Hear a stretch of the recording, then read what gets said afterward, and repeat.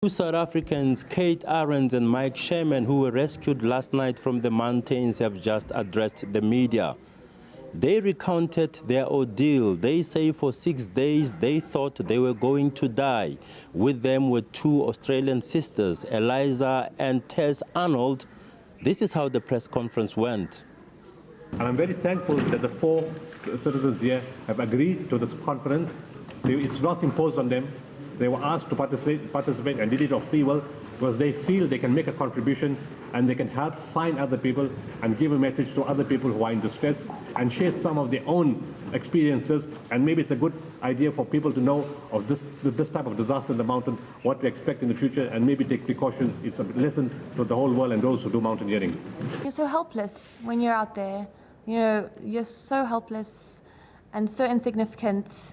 And you realize the world is so much more powerful than you are. Mother Nature is so much more powerful than you are.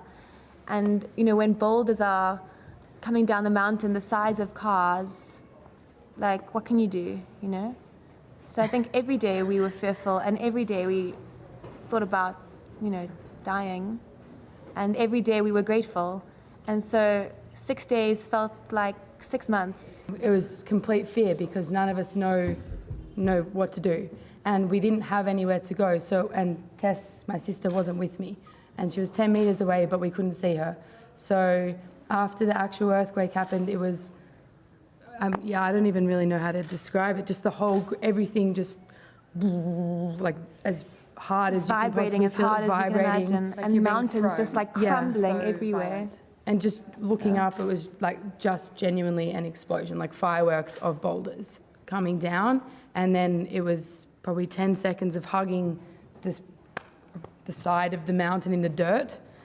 The dust was so thick, and we were covered like in our mouths and our eyes, everywhere. We were completely covered in dirt, so we couldn't see anything. And then our first panic was, okay, the four of us are okay, but where are the other two? We couldn't see them, and we couldn't, you know, you just have no idea if it's going to happen again. Or, you know, I think with earthquake, like the fear of an earthquake is one thing, but then it's the aftershocks and the boulders that are coming down afterwards. That's the continued fear. The first day when the private Israeli helicopters came, it was a huge moment for all of us. That day we thought we were going to be getting out.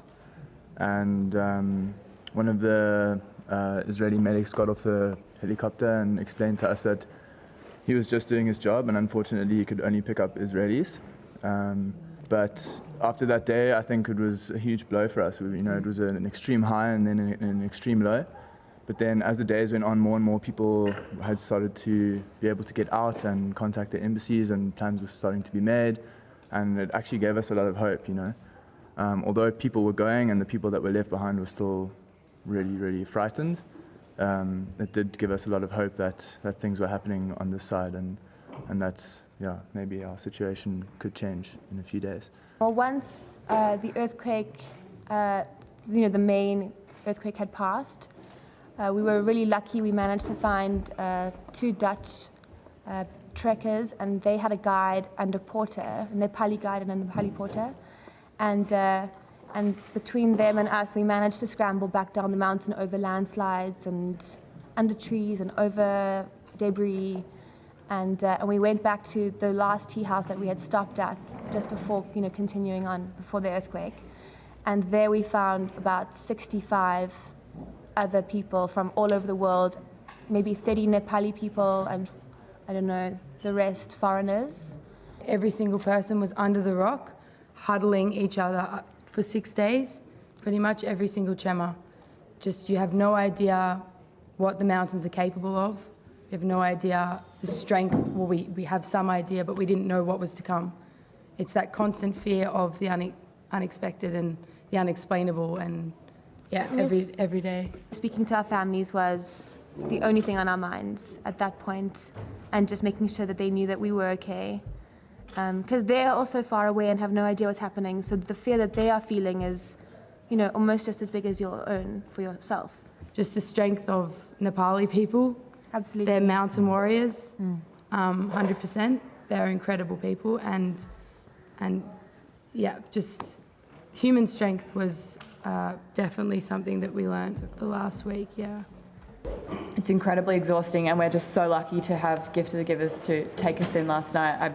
I think we all said last night we have felt so safe here, mentally as well, which is really important, especially to be together, because going through this kind of thing, you kind of need to stick together, but we haven't really made the next decision. So you don't know when you're going home? Soon. Hopefully. Soon, yeah, definitely.